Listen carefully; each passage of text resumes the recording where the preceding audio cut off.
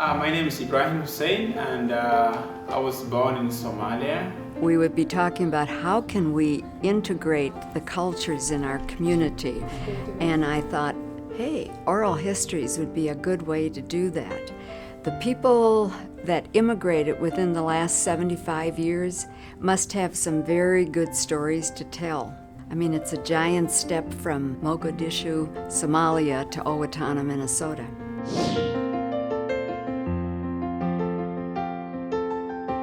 My idea is to record the stories of our recent immigrants within the last 75 years and have them become a part of the archives at the Steele County Historical Society. In the future, people will be able to come to the History Center and view the interviews on a computer or a large screen.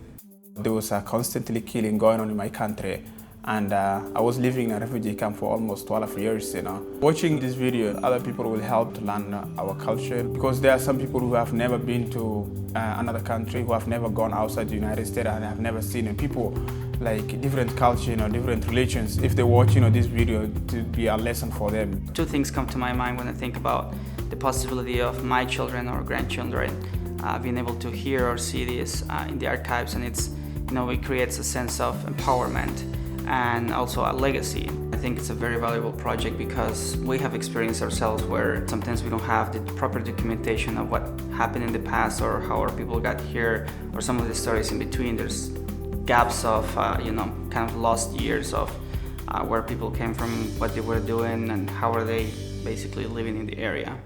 Welcome to the village of yesteryear. All of the buildings you see in the village were actually used in Steele County in one form or another. Younger children didn't get to use ink, so just the older children got to use the ink wells. I have personal empathy for the immigrants that are coming, and then especially the students who come to our schools not speaking the English language, because my oldest sister, when she started school, could not speak English, only German.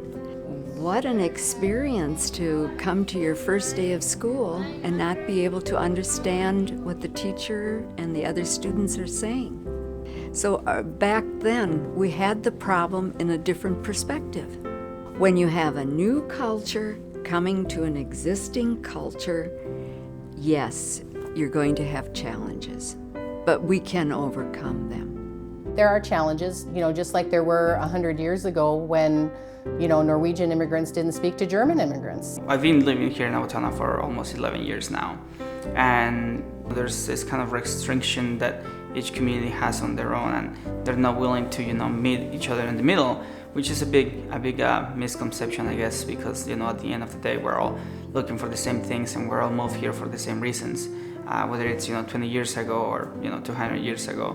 We will be using a roundtable discussion about cultural diversity. It'll be wonderful to have the different cultures represented, and each speaking to life in Steele County, Minnesota right now. The village has been such a fabulous picture of our pioneer early history, but we always say today is tomorrow's history. So really, with our mission, our responsibility is to capture all the stories from the 1850s till the present.